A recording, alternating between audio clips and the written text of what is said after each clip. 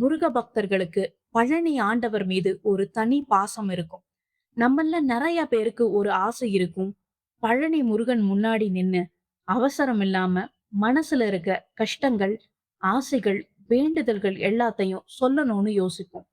ஆனா பழனி கோவிலுக்கு போகும்போது பக்தர்கள் கூட்டம் அதிகமா இருக்கும். ஒரு நொடி கூட சாமிய இமைக்காமல் பார்த்துக்கிட்டு நிக்க முடியாதாங்கிற சூழல் நமக்கு இருக்கும்.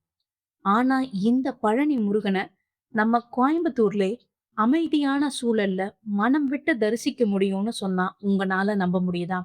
வாங்க அந்த அற்புதமான இடத்த நம்ம சேர்ந்து பார்க்கலாம். கோவிலுக்கு கொஞ்சம் முன்னாடியே ஒரு அக்கா பூக்கடை வச்சிருக்காங்க. சில நேரங்கள்ல இங்க இன்டர்நெட் வசதி சரியா இல்லாம இருக்கலாம். அதனால பூஜை பொருட்கள் வாங்க கையில கொஞ்சம் கேஷ் எடுத்துக்கிட்டு வந்தீங்கன்னா ஈஸியா இருக்குங்க. இந்த பூக்கடைக்கு பின்னாடியே சுயம்பு விநாயகர் சன்னதி இருக்குது. முன்னாடி வந்தா இடும்பன் மற்றும் கடம்பனோட சன்னதியை நம்ம தரிசிக்கலாங்க. முருகனின் அருளில் முக்கியமான இடம் பெற்ற இவர்களை தரிசிச்சுட்டு அங்கிருந்து கோவிலின் நுழைவாயிலுக்கு நம்ம வரலாங்க. கோயிலோட என்ட்ரன்ஸ்ல விநாயகர் சன்னதி நம்மள அழகா வரவேற்குது. அதற்கப்புறம் படிக்கட்டுகள் ஏற ஆரம்பிக்கிறோம். படிக்கட்டுகள் ஏற ஆரம்பிச்சதும் ஒரு விஷயம் உங்களுக்கு கண்டிப்பா தோணும். சுற்றி இருக்கிற இயற்கை சூழல், அமைதியான காற்று, பசுமையான மரங்கள், இதையெல்லாம் சேர்த்து மனசுக்கு ஒரு தனி நிம்மதியை கொடுக்குது. நகர வாழ்க்கையில தினமும் ஓடிக்கிட்டு இருக்கிற நமக்கு இந்த மாதிரி அமைதியான இடங்கள் ஒரு புதிய சக்தியை கொடுக்குதுங்க. இந்த கோவில ரொம்ப அழகாவும் நீட்டாவும் மெயின்டைன் பண்ணிட்டு இருக்காங்க. வயதானவர்கள் அல்லது படிக்கட்டுகள் ஏற கஷ்டப்படுறவங்க கூட சிரமம் இல்லாம மேல போக முடியுங்க. மேல போகும் வழியில சிவபெருமானோட மண் கைலாய காட்சியை நம்ம பார்க்கலாம். அந்த காட்சியை பார்க்கும் போதே சில நிமிடங்கள் நின்னு ரசிக்கணும் போல இருக்குங்க. அப்படியே இன்னும் கொஞ்சம் மேல போனா அழகான கொடிமர தரிசனம் நமக்கு கிடைக்கும். அதற்கு முன்னாடி விநாயகர், மயில், ராஜ அலங்காரத்துல முருகரும், அம்மனோட திரிசூல தரிசனமும் நமக்கு கிடைக்குங்க. அது மட்டும் இல்ல மக்களே, வழியில சின்ன சின்ன சன்னதிகளும் இருக்கும். ஆஞ்சநேயர் சன்னதியும் நம்ம இங்கனால பார்க்க முடியுங்க. அப்படியே கொஞ்சம் படிக்கட்டுகள் ஏறி நம்ம மேல வந்தோம்னா பழனி ஆண்டவரோட சன்னதிய நம்ம அடைஞ்சிடலாங்க. இங்கதான் சக்தி வாய்ந்த முருகனோட கதிர்காம வேலை பிரதிஷ்டை பண்ணியிருக்காங்க.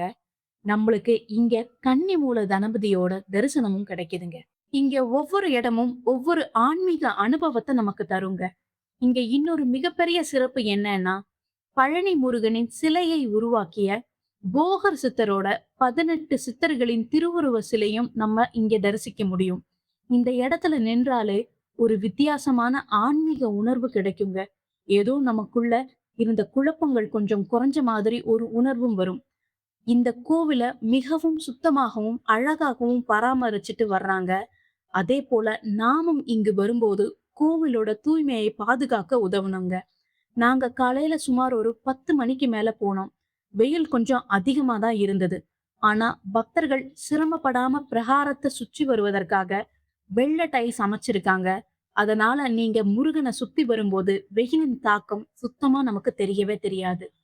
இறுதியாக நம்ம பழனி ஆண்டவரை தரிசிக்கிற அந்த நிமிஷம் மனசுல இருந்த பாரம் கொஞ்சம் குறைஞ்ச மாதிரி, நம்ம வேண்டுதல்கள் எல்லாம் அவர்கிட்ட சேர்த்து விட்ட மாதிரி, மனசுக்கு ஒரு பெரிய அமைதி கிடைச்ச மாதிரி உணர்வு வருங்க.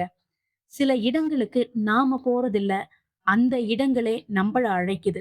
அப்படி என்ன அழைத்த கோவில் தான் இது. இந்த சாலையூர் பழனி ஆண்டவரோட அருள் எல்லாருக்கும் கிடைக்கணும்னு முருகனை மனதார நான் பிரார்த்தனை செஞ்சுட்டேங்க. இந்த வீடியோ உங்களுக்கு பிடிச்சிருந்தா ஒரு லைக் பண்ணி உங்க ஃப்ரெண்ட்ஸ் அண்ட் ஃபேமிலிக்கு ஷேர் பண்ணுங்க. இது மாதிரி இன்னும் அழகான கோவில் பயணங்கள் மற்றும் ஆன்மீக தரிசனங்களை பார்க்க நம்ம சேனலை சப்ஸ்கிரைப் பண்ணி பெல் ஐகானை பிரஸ் பண்ண மறந்துடாதீங்க.